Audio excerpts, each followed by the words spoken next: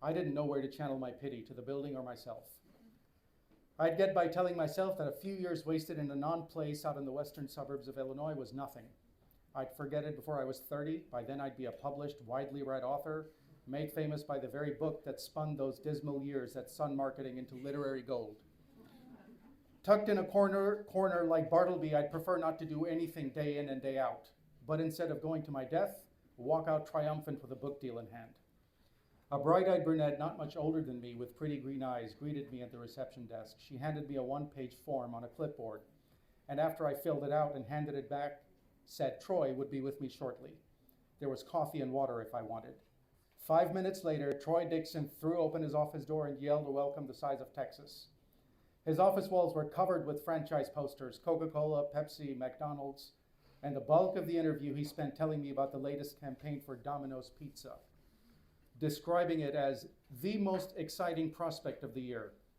I couldn't help but wonder why a massive operation like Domino's would be playing with such small fish, and wouldn't they already have a top marketing and PR firm working for them? The interview lasted another 5 minutes. Troy asked if I had any questions. I'd hardly grasped most of his spiel and said, no, not at the moment. If you do, I'll be right here, he said, showing me out. I didn't want to see or hear Troy Dixon or step foot inside Sun Marketing again. He called and left a message before I was home for me to go in for a second interview. North-South Insurance never called. I returned Troy's call, and while my mother watched with anticipation and my father's future jabs played in my ear, told him I would be there. Thank you.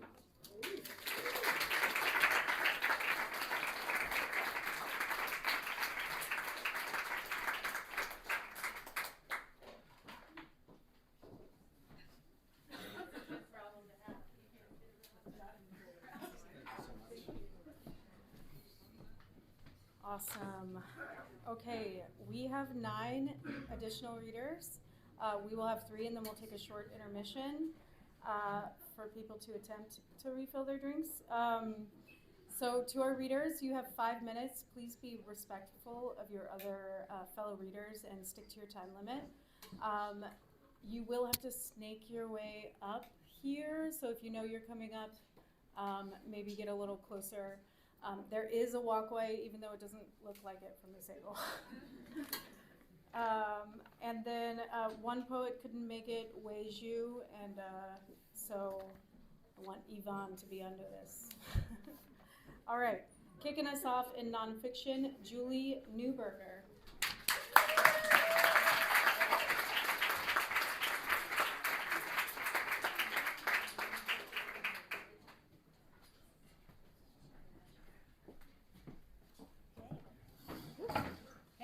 Thank you so much to the Inner Loop for inviting me.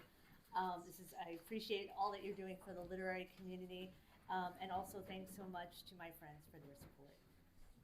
This is an excerpt from my memoir, which is about learning at the age of 43 that I'd been adopted at birth, and finding a family, a mother, full brother and sister who had been living close to where I lived growing up and looking for me. So this is from chapter 1, Audrey Rose, 1979. At 9 years old, I'm lying across a giant corduroy pillow, head propped on my elbows, watching a forbidden movie on cable TV. My mother is at the beauty parlor, her Saturday afternoon ritual, getting her hair washed and set for the week. My father is sleeping in the master bedroom. He works nights in a newspaper distribution and wakes in time for dinner. Our 2 black poodles snooze on either side of me. I'm looking on screen through the eyes of a driver, heading down a long highway as windshield wipers wash away heavy rain. Out of nowhere, a car careens across the road and spins out ahead of us. I grip the edges of the pillow and pulse my foot as if to hit the brake, but it's too late. We're going to crash. Our car flips and a fire ignites. The camera pans out, and I glimpse the shadow of a little girl trapped in the back seat. She coughs, her palms pressed against the car windows, but there's no escape. Cut to New York City 10 years later, where a family of 3 bikes along a Central Park trail. They're the Templetons, mom, dad, and daughter Ivy, who looks about my age. She has blunt bangs, rounded teeth, and a sort of distant look in her eyes. She's an only child like me, but her dad is an ad exec, and she lives in an apartment with a grand wooden staircase and a classical mural on the ceiling. My family lives on Long Island, in a neighborhood with 5 different model homes. All the streets begin with the letter S, including Sycamore, Skylark, and our own shade tree. My dad is a union man who goes to work in flannels and dungarees. Our house, the L-shaped ranch model, is full of colonial decor, like a wooden carving of an Indian chief holding a bloodied scalp. We don't have stocks and bonds, but we do have a Cadillac Eldorado and the largest TV of anyone on the block.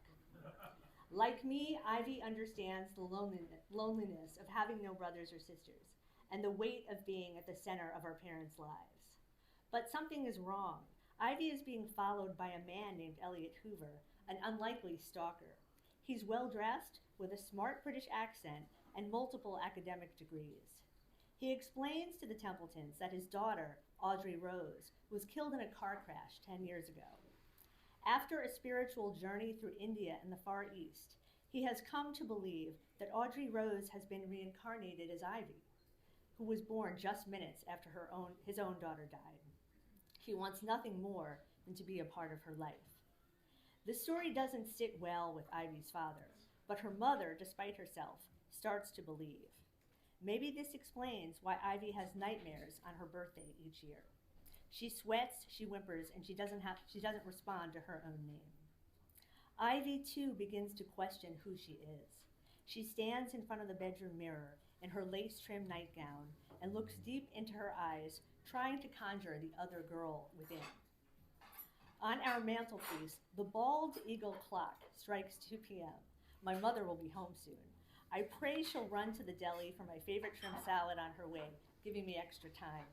She'll say the movie is too creepy for a kid my age, but I need to see how it ends. I need to know how to live with the fact that I may not be the person my parents say I am. Hoover tries to kidnap Ivy, and families battle in court. To determine whether she is in fact reincarnated, a man with a pocket watch takes her back through time, past childhood birthday parties, all the way to the womb and back to the time before. As jurors watch helplessly, Ivy transforms into Audrey Rose in her final moments, acting out her death in the burning car. She presses her palms against a 2-way mirror and burn marks appear inexplicably. The hypnotist tries to order her back to the present, but it's too late. She can't breathe. The poodles hear my mother's caddy pull up on the driveway before I do. They perk up and scramble to the front door, doggy nails clicking along the marble tile of the foyer. I quickly turn off the TV. Paper bags rustle as my mother enters the kitchen and places her groceries on the blue Formica countertop. Her copper-colored hair is newly coiffed and sprayed, her fingernails painted bright coral with thin white stripes. I study her face, her prominent nose, her brown eyes. I don't see myself in her. I stopped at the deli, she says. At the kitchen table, I spoon shrimp salad onto saltine crackers as my mother transfers containers into the fridge. I want to tell her that I'm afraid another family is coming for me. Who knows who they are or when they'll arrive? But if I say it, she'll know that I know there's a secret in this house. If I say it, I might end up like Ivy. And if I say it, they might make me stop watching cable TV. So instead, I ask, "Hey Mom, can a hypnotist really take you back to a past life?" She shakes her head and lowers her painted eyebrows. "Julie," she says, "why do you think about such things?" Thank you.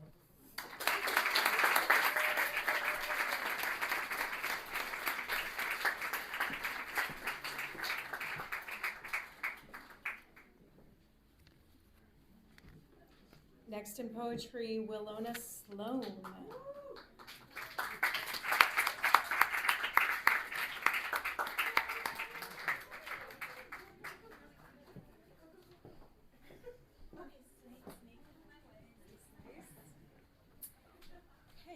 Thank you, thank you.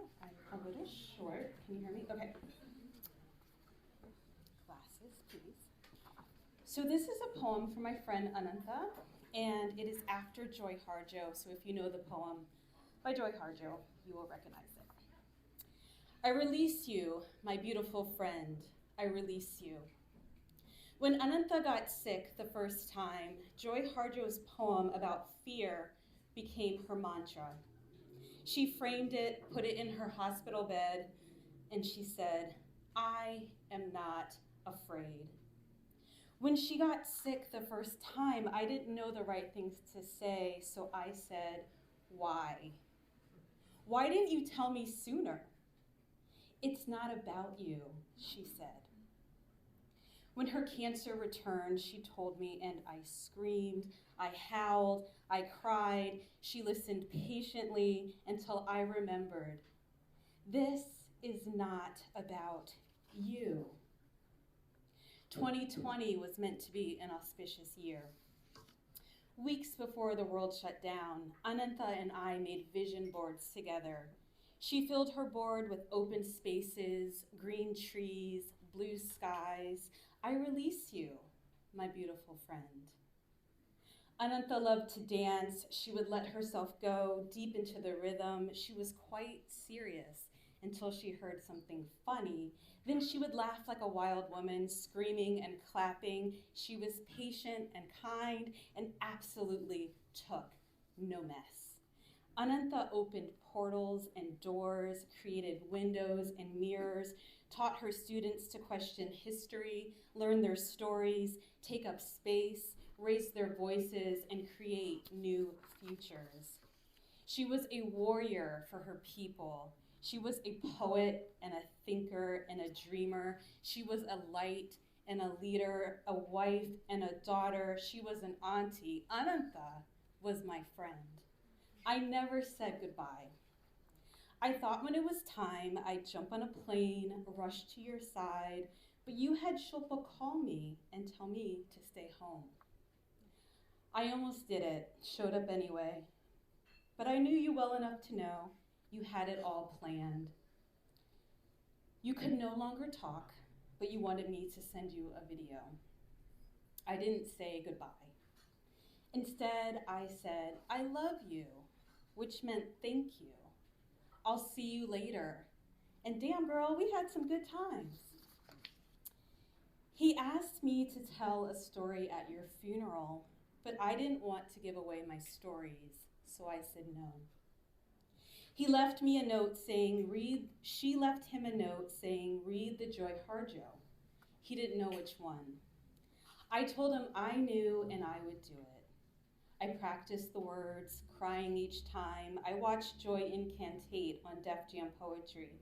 I breathed through every syllable. I did what you wanted. I am not afraid to be angry. I am not afraid to rejoice. I am not afraid to be Black. I am not afraid to be loved, to be loved, to be loved. One night in Lisbon, I learned that I loved the city. It was filled with magic and poetry, and I cried, wishing you were there. The last thing you said to me was, you would always be with me. I looked up, and you had written a message to me across the night sky. I release you, my beautiful friend. I release you. I release you. I release you. I release you. Thank you.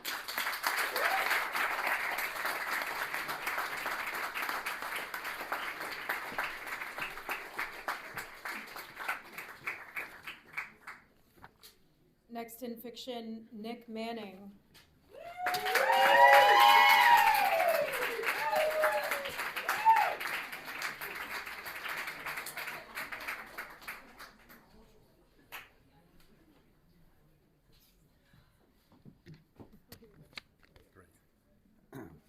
Thanks very much.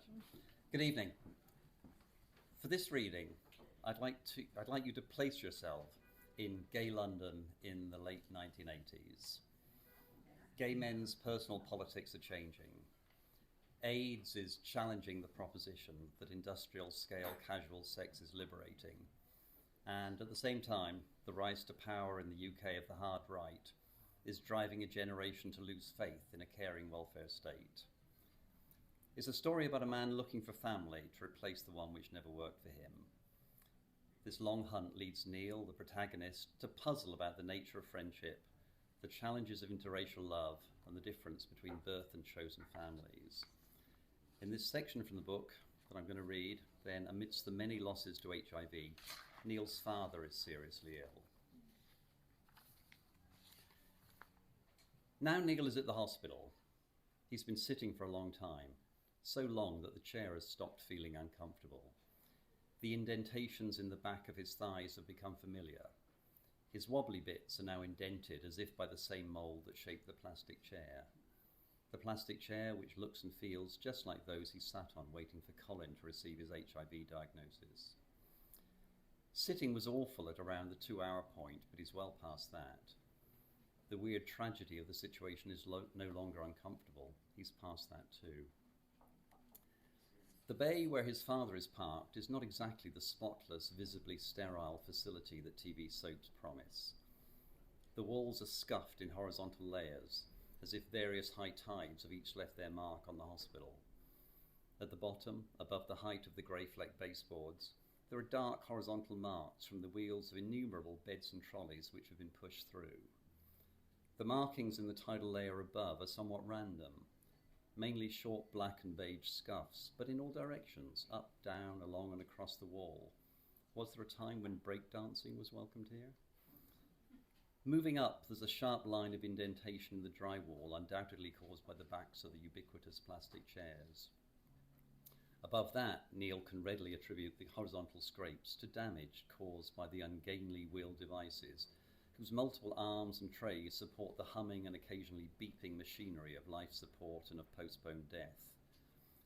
There's a parking lot's worth of those wheeled chrome triffids out in the corridor, all festooned with monitors, pumps, keyboards and respirators. He imagines a frazzled, overworked student nurse angrily pulling one of these by its cords and tubes, feeling some satisfaction as the bloody thing careers through doorways and bounces off cheap National Health Service walls. His musing is interrupted by a child posing as a doctor. Is there anything else you would like to know about the medical options, Neil? He's distracted for a moment by this casual impertinence. Where did this adolescent, this teenager, whose badge suggests that he has no first name other than doctor, get the idea that it was okay to call him Neil? How would you like us to proceed? Child doctor continues, presumably unaware of anything amiss. The questions seem to be addressed to someone else about something else. To someone who was puzzling over a restaurant menu, maybe, or who was deciding between walking and taking the bus.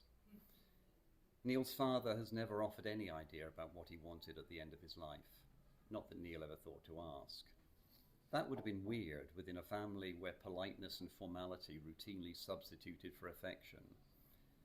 His father was often glib and dismissive of others' illnesses, a position which offers no clues about how he'd want to respond to his own terminal situation. When his parents' overweight neighbour was struggling towards her end, his father as good as said that she should be put down. He said that she was greedy and that she'd made her decisions to eat too much, way too much, so what was there to complain about now that her heart was giving out? But his father did not apply those harsh, simple judgments to himself. He was a practiced self-pitier. Neil loses himself in the maze, ventilate or not, ramp up the morphine or not, shove a pillow over his father's face quickly in the long gaps between medical attendants or maybe not. God knows. Is his resentment pushing him to get it over with, to dispose of his father quickly, or is redemption still possible? Might the much anticipated but never realised emotional showdown, postponed for all those years of tense family life, still happen? It won't, of course. He will never tell his father that he was right about at least one thing. Much of Neil's life has been an exercise in showing his father how different they are. Child doctor returns. His reluctance to agonise further is palpable. I don't know what to do, Neil acknowledges. What would you do? It's your decision, not mine, child doctor retorts primly. He pauses for a few theatrical moments and then adds, but I've seen many people in your position, and generally they want to avoid suffering for their loved one. It's the loved one bit that Neil's not so sure about. Okay, let's not do anything to extend his life, but keep him comfortable. Neil would have said, turn it all off now. There's no point in any of this. But the trick, he realizes, is to give yourself a way out. They say that in firing squads, there's a blank bullet issued randomly, so each of the soldiers can convince themselves that they were not the killer. When his lover took the overdose, unable to bear the sedimentary accumulation of yet more layers of painful and undignified ailments, recurrent pneumonia piled on thrush, piled on painful rashes, Neil would have let him die. But Denny changed his mind. Either way, it was Denny's choice, not his. There was a blank in Neil's rifle. He's leaving the timing of his dad's death in the hands of fate. Plausible deniability is the name of the game. That's a brave decision, but it sounds like a good one, child doctor mechanically replies.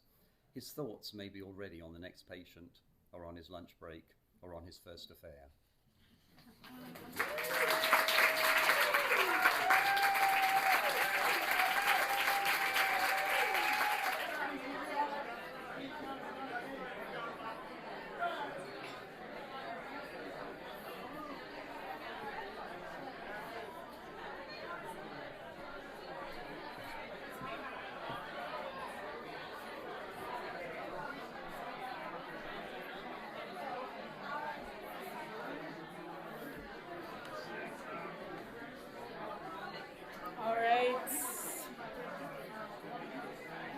Let's get ready for the second half.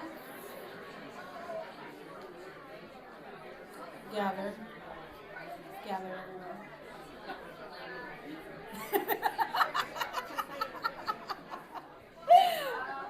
I like to let people slowly trickle out of their conversations. Courtney's always like, stop! It's working. They're trickling out of their conversations. All right, everybody, we're gonna get started. Finish your sentence. Let's get started. Now it's time to get started. All right. So much awesome chatting. I hate to stop it, but we gotta get some more literature, and here we go. Are we ready?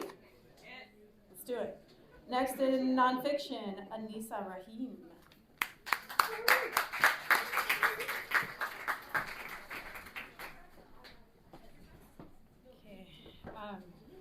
Thank you to Interloop. I'm amazed by this crowd. So I'm going to read from my book came out last year, which is a memoir. Oh, can you hear me better? Okay. Yes. Okay. All right, so I'm going to read from my memoir, which came out last year, and it's a hybrid memoir, so it's nonfiction, poetry, photographs, and it's about sort of family history and memory. So I'll just read portions that are kind of related to I guess sort of the literal return to the village. So I was born here, but family comes from India, from a community in North India. So, lands.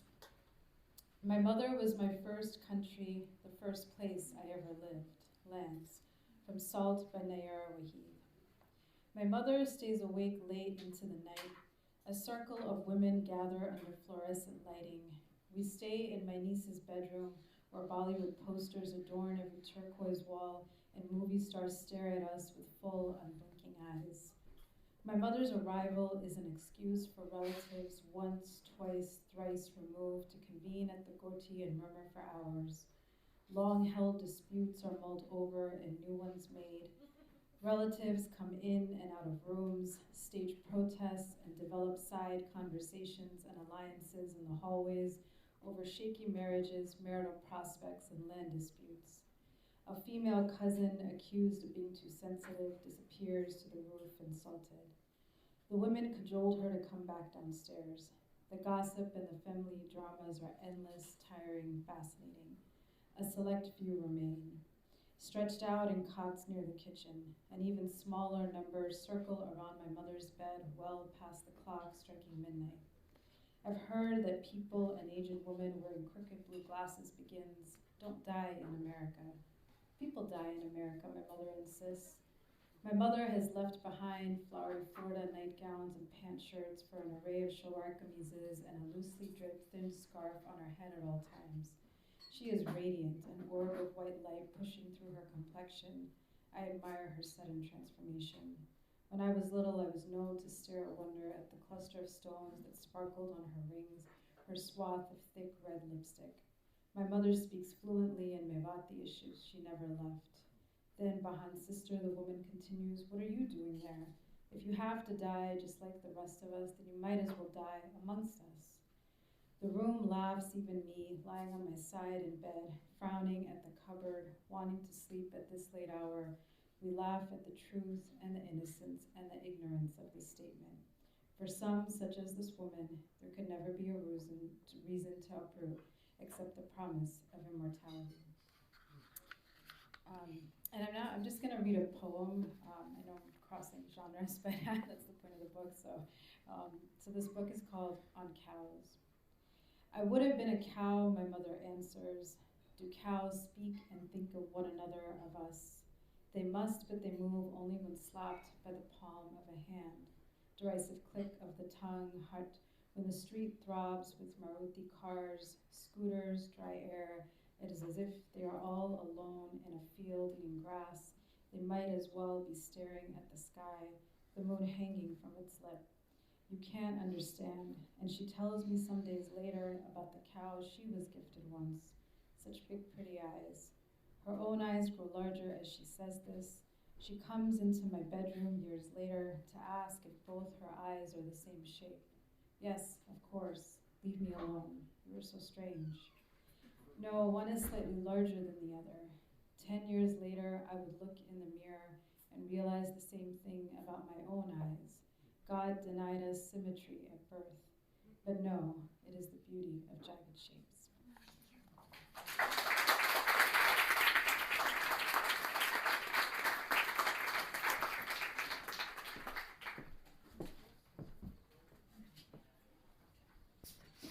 Next in fiction, Evonne, Marzouk.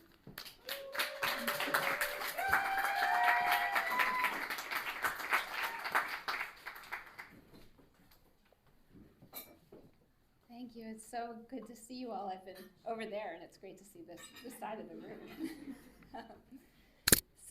My novel, The Prophetess, was published in 2019, but it came out in paperback last fall. So I'm grateful to get the chance to come around and share it again. It's a Jewish story. It's based in Jewish mysticism, but it's not only for Jews. It's a coming-of-age story about a girl named Rachel, a heroine who's called for greatness. And it's about her relationships, her family, her friends, and her faith, and how she grows into gifts that are bigger than she knows how to grow into. And so it's really a story about how do we grow into gifts that feel bigger than we are, and how do we find that in ourselves. And so this is the beginning of the story that I'd like to share with you.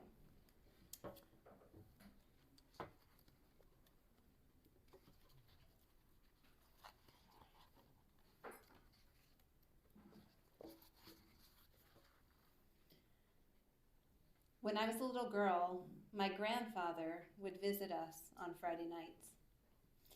After dinner, my father and older sister Beth would disappear to their rooms, but Mom would hover in the kitchen, washing dishes, listening. By the light of the candles my mother had lit, Zaidi taught me Jewish wisdom.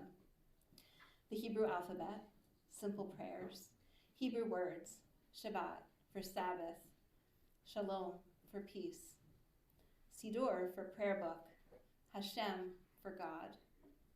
He taught me not even to spell out the full English word so as not to risk taking God's name in vain. Stroking his white beard, Zaidi told me about the town he had escaped before the Nazis came, where his grandfather was a great rabbi. His magical tales included holy people who spoke directly to their creator, asking for wisdom, protection from plagues, or favor in the eyes of the government. In these stories, there was always a happy ending. God and his people always prevailed. The end to his stories, the true end, was never spoken. How in the great fire of the Holocaust, Zaidi's entire world of Jewish Europe was swept away.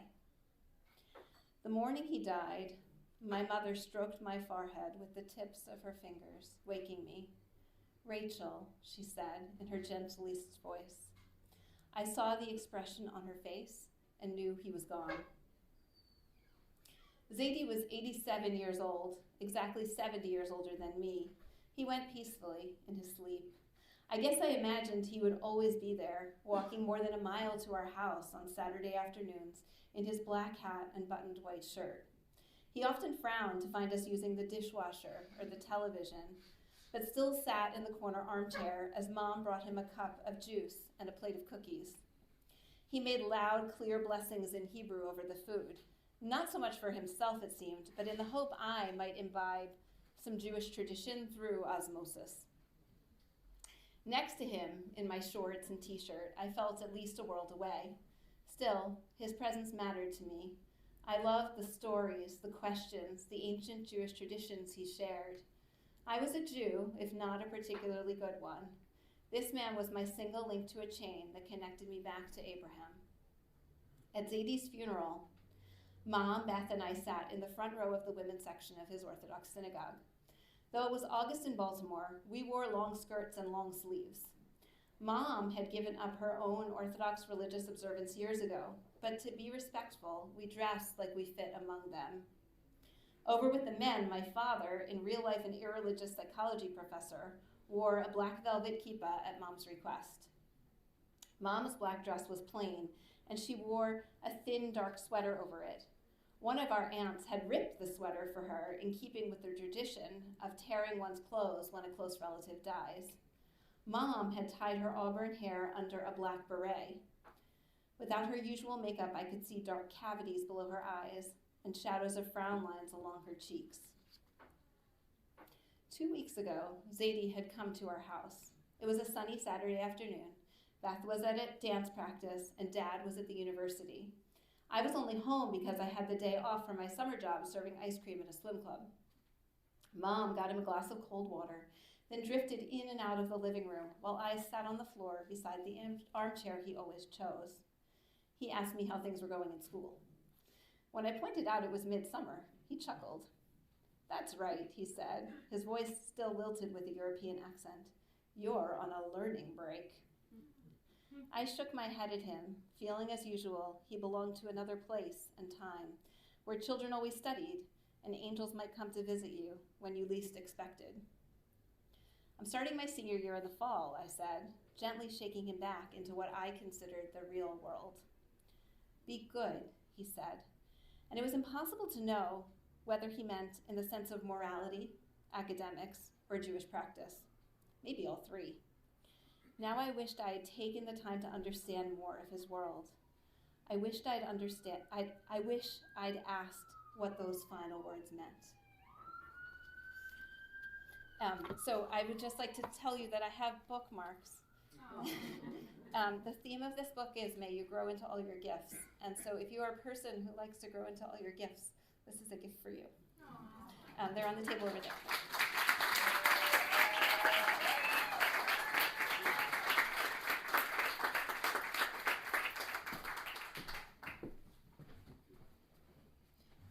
Next to Nonfiction, Ofelia Montelongo.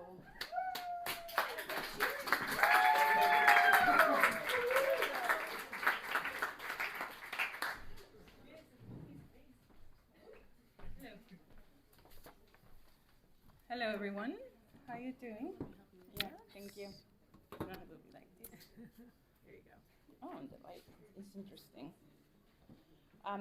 So, hello. Hi, it's nice to see everyone over here. I'm going to read you today from an essay that is actually looking for a home.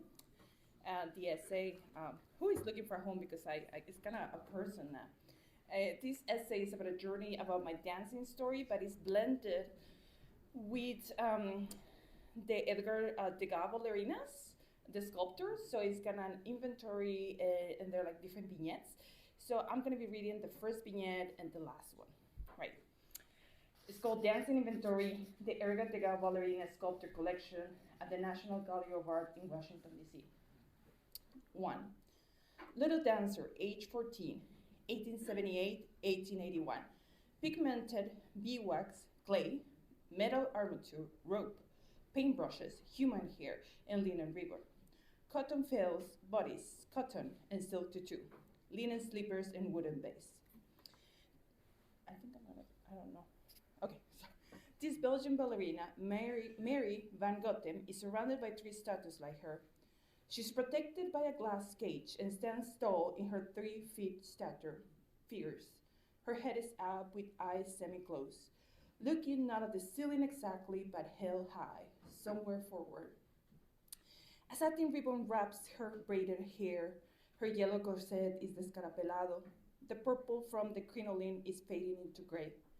The other 3 sculptors around her have the same pose, head up, hands and arms behind her, shoulders stretching to the back and with her right foot forward. They're all replicas, except for her. My body imitates the pose.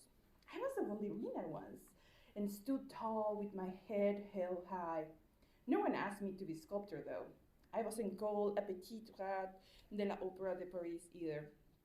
In the 19th century, being a ballerina wasn't a dream. It was a working class job to survive. It was exploitation. A century later, I'm a 4-year-old ballerina dancing with my sister and cousin in the City Theater of Ciudad Obregón, Sonora, Mexico. My memories are scattered. I remember the flashes and lingering feelings. I feel the satin slippers in my fingers, ribbons wrapping my ankles. I see my purple tutu twirl, my shoe, fingernails, the flashy lights in the theater as we walk into the stage for our performance. For a moment, I want to run away from the unknown. I breathe in deeply and see my sister next to me. I stay. I can't hear the clapping or see my mother in the audience, but I'm sure she's there. I don't remember if I made a mistake, but as an adult, my body remembers how to stand straight into position to plie. Then, with my straight back, I go into forward position, 1 foot. I was going to try to do it, but not really. Sorry. I was like, no, I don't want to fall. So I was 4-year-old, right? 1 foot goes backward, pointed to the back. I stand still and arch my arms to the side with my head up, not looking at the ceiling, but held high, somewhere forward. When I find myself doing this around my friends as an adult, I tell them, see, can you see it? I was a ballerina once. I wonder if Mary, Degas' famous ballerina, asked the same when she was around her friends, or maybe she spent her life hiding the memory of her dancing body after being dismissed from the opera. And then I'm going to read the last one, which is if you want to read the whole thing, then let me find a place to publish it, and then you can read it. Or I can just give you a copy. That's totally fine. Number 9, little dancer, age 14, 1834 to 1817. Plaster cast, possibly 1920 to 1921, after original wax model 1887 to 1881. Painted plaster fabric, metal armature on plaster base. This ballerina is the one in front of the original Marie. Replicas like her can be found around the world. In this reproduction, I see her fairness mixed with tiredness. Her eyes are semi-closed. She still has a perfect posture, hands clasped behind her back and feet in position for rehearsal. Her tutu is mustard color, and there are spots on her dark gray corset. Her arm is stitched like she was put together, like she was reconstructed like a monster, or like Bella from Poor Things. Even if she's a replica, she's still Mary van Gotem, the ballerina who missed so many rehearsals she was dismissed from the ballet. When Degas showed this statue in 1881, critics were shocked, disgusted even. They thought the piece was awful, animalistic features shown in a girl for the first time. The type of material he used was far from the marble and bronze with which women were made into statues in those times. Degas never showed a ballerina sculptor again. He hid them and were shown to the world only after his death. I now stand in front of them, amazed by the impact a century-old collection of art has on me. How the replicas of my being have stitched me together into who I am today. I'm in my late 30s and living on the outskirts of Washington, D.C. I no longer challenge random people to pole dance in bars. That's in the other vignettes. I keep dancing, though, Zumba 3 times a week with bodies of all shapes and genders. I dance in the back because I'm often late like Marie. I also dance with my Spanish husband at home, though not to Britney Spears and Backstreet Boys videos. I dance to Lizzo songs in the bedroom and in public. I attend to danza folklorica shows and admire giant flowing skirts. The colors of my home twirl into art before me. I clap in the audience with my heart full and tears on my face. When air is missing from my chest, dancing is the only thing. It's missing from me. No, it's okay. Some water. When air is missing from my chest, dancing is the only thing that makes me come back to my body. It takes me back to a time when things were simpler. I can see my sister next to me, dancing at home to MTV videos and following along the choreography of You Drive Me Crazy by Britney Spears. Or hands in the air, holding imaginary coffee trays and chewing imaginary gum. I can see the girl string undoing in the Taitiano show, and she keeps on going. Lingering feelings come back. I can feel my satin slippers around my fingers, ribbons wrapping ankles, my purple tutu twirling. I flinch at the theater lights like a blazing sun. A stab of disappointment fills me when I don't see my family. But then the fussiness disappears. My mother is in the audience, waving. I wave back. I don't run away. I stay still as a statue with pigmented beeswax, clay, metal armature, rope, paintbrushes, human hair, silk, and inland ribbon. Cotton Felice bodies, cotton, a silk tutu, linen slippers on wooden base.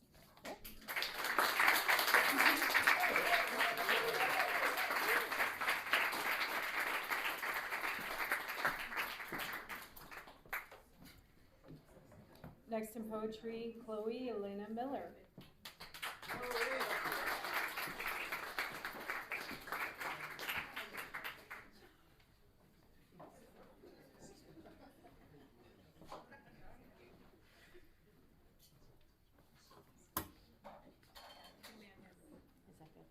Hi, can you hear me? Okay. All right. Thank you all. Thanks to Interlude. I wanted to read a couple of new poems from a manuscript in progress called Perforated, and this first poem is titled Modern Life, which was recently published in the Mid-Atlantic Review, thanks to Greg Luce, the editor who's here. And for this poem, kind of think about art, Western art. Modern Life. Brancusi's body rests in the crib under Calder's mobile. My Picasso husband fell apart, but someone spotted him drinking his sorrows on Hopper's empty porch. As I place O'Keeffe's large flowers in a vase, I imagine riding Chagall's horse into the night sky or holding hands with Matisse's women. Instead, I reach into Archimboldo's fruit basket for grapes and a melon slice. I sigh into the De Chirico silence. To look like a Giacometti woman, I need more fruit and less Warhol-prepared foods. Suddenly, the infant screams like she saw a de Kooning in the shadows. I should have given her a Degas bath before the Cassat feeding. I wipe my hands on my bare thighs, descend the stairs at futuristic speed. This is not a woman, I think in French, which I do not speak. Thank you. If I can take a picture of you guys really quickly. Cheers. All right. This next poem is titled Quick, and it was recently published in Allen Squire Publishing Bulletin, and it starts with an epigraph by Zina Hashem Beck that reads, I'm asking her to live without me, and she knows it. Quick. I thought I might not bleed this month. I cried in the shower, thinking of the babies I didn't want to birth. But my breasts felt like I could succeed at nursing. They were so swollen, pained by the falling water. But they were empty, and then I bled. And you, ankles showing on the precipice of walking away. I nursed you in a hospital room high over a circle of city streets. And then you learned to feed yourself. And now we don't even notice when you lift your fork to your mouth. I watercolor us mother-child centered. So is the open window, that distant horizon. Quick, how do I face my passing as you emerge, like your first words and then sentences? Your whole language, always our vanishing point. And this next poem comes, I guess that one could have come with a trigger warning. This one is the fear of school shootings. Disarm. I was your home. Your limbs nudged my bones to make room for yours.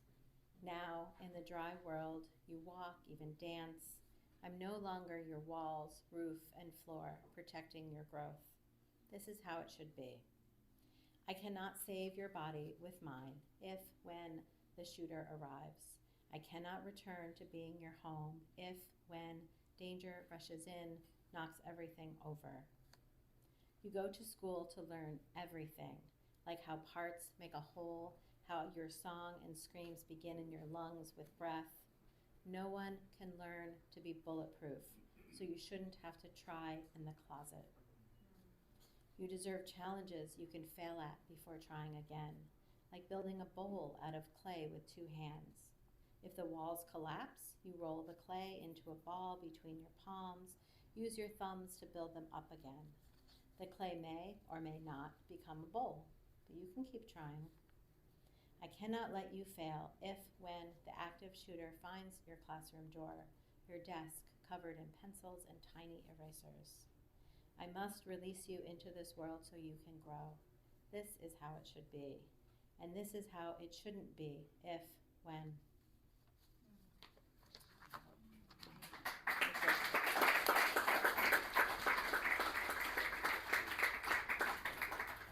The last poem I'd like to read is from Viable, which I have for sale here. And it's a story of, it's a memoir in poems, a lyric memoir about a miscarriage and then postpartum depression after a successful pregnancy. And this poem comes from the Giovanotti, the Italian singer, song Amami from his album Ora. And the epigraph reads, Amami come se fossimo soli al mondo, which means love me as if we were alone in the world. Active voice, you stopped at 7 weeks. Passive voice, we're stopped. Subjunctive, love me as if we were. Fragments, alone, love me. Thank you.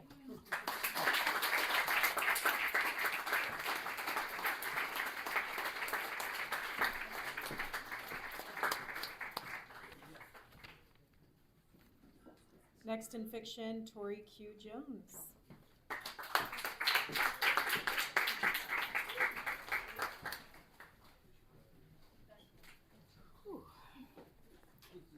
Hi, y'all. I'm nervous. So, thank you. So I'm Torrie, and I'm going to read you guys an excerpt of my book called Sun. It's book 1 of my series called Reborn the Book Series. And I have a few books with me if anybody want to purchase. The sun rises. Finishing up locking the middle gates to his store, Adam said to Sade, "Yo, my day has been crazy. Hopefully it gets better." He shook his head as he placed his keys in his pocket. "For real, the vibes has been really off today. I might bring some sage and incense tomorrow. Bad mojo in that building. What's up with you, though? Were you over in the corner talking to yourself?" she asked as Adam walked towards the train station as they waved goodbye to Derek. Embarrassed that she would even think that, he replied, "No, I was just thinking out loud. A lot of shit on my mind, you know?" He stopped at the train station entrance. "You have a good one, Ma. Get home safe." He gave Sade a hug and a peck on the cheek. "Later, A. Hold your head." A walked away, and he pulled out his cell phone to dial his godfather. Why didn't you call me back? I left you a message. You wouldn't believe my day. Who the fuck is Dylan? I'm on my way to the diner now. I told you I had to close. Whatever, man. I'm on my way, A said in an exasperated tone, hanging up as he reached his destination. He pulled off to head to the diner. He made a call on his Bluetooth. I'm sorry to call so late. I'm about to go meet Uncle Mike.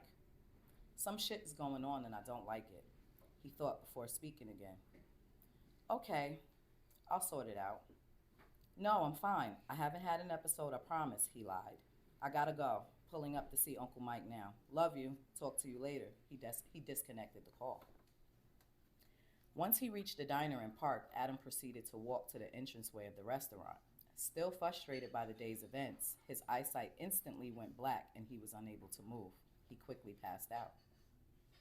Awakened by the field of cold air and wind that whipped against his body, Adam began to open his eyes and saw nothing but black. It was as if a cloth was placed over his head. He immediately panicked at his inability to see, and it felt as if he was in the air. What the fuck is this? He squirmed and kicked his feet in a panic, unsure of where he was. Get off me. He pushed away from whatever was holding on to him, freeing himself, to find himself falling into thin air. He screamed at the top of his lungs. A muffled voice. You're going to kill yourself if you keep it up. He heard, unsure of what he was feeling. The blood began to rush to his head. He figured he was being carried upside down. How is this possible? This day just keeps getting better and better. Suddenly, he felt his ankle being let go. Ouch, he hollered as he landed on the hard concrete. Get this shit off my head, tugging at the cloth that was forbidding him to see. Calm down. Let me take it off. You won't be able to, the muffled voice said. He still struggled. He yelled out, get this shit off me so I can fuck you up. You don't know who you dealing with, homie. Oh, really? You think so? The muffled voice replied. Take it off me and find out. He stood in his defensive stance, immediately doubled over in pain as he took a punch to the gut and jaw before being swept off his feet. Oh shit, he said as he hit the floor. Waste of talent, the voice stated coldly. Uncle Mike, Adam said, cocking his head to the side. Michael walked up to him, pulling the cloth off of his head, extending his hand to help him get up. Thought you were being kidnapped for ransom? You're not that rich, boy. Michael laughed at the way Adam was staring at you. Cat got your tongue? Adam rushed towards Michael, grabbing his suit jacket. They stared at each other eye to eye. What the fuck is wrong with you? Why did you have me hanging upside down in the air? He looked around at the empty warehouse space they were standing in. How the fuck did you have me hanging upside down in the air? I will advise you to take your hands off me. My wonderful godson, I love you, but I'm having a terrible day, and I will probably hurt you.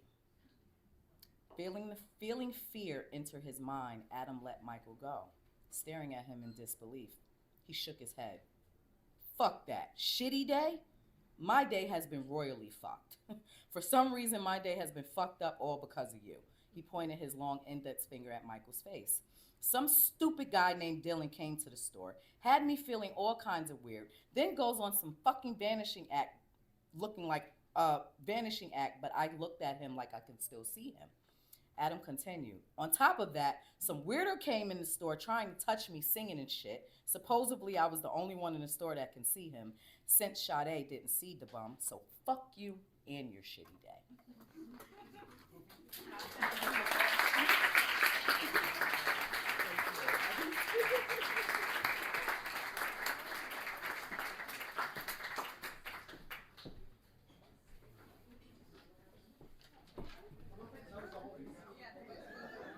Let's have another round of applause for all the readers tonight.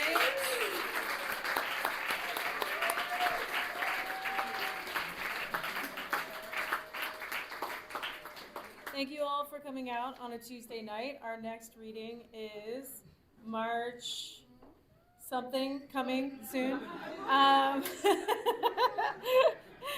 If I could ask the writers who read with us tonight to come up to the front for a quick picture. Our next event is March 19th, and it's going to be right here at Shaw's Tavern, so come and join us for that. Check us out on the Interloop Radio podcast, and approach a writer that you heard tonight and tell them how much you love them.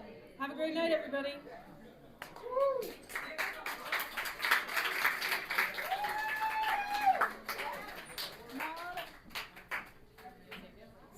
Yeah, next to that.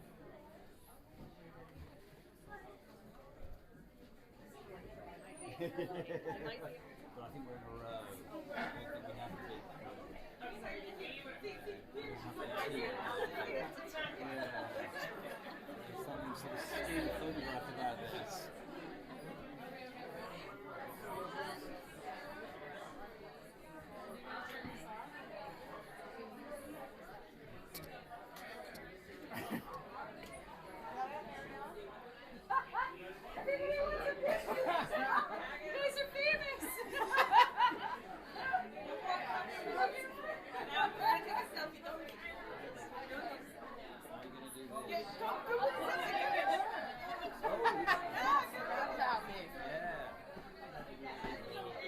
Never long enough for selfies. Me either. It's okay. Me either.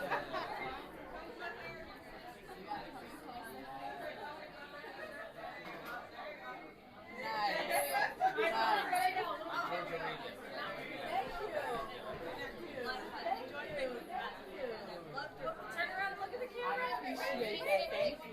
One more picture.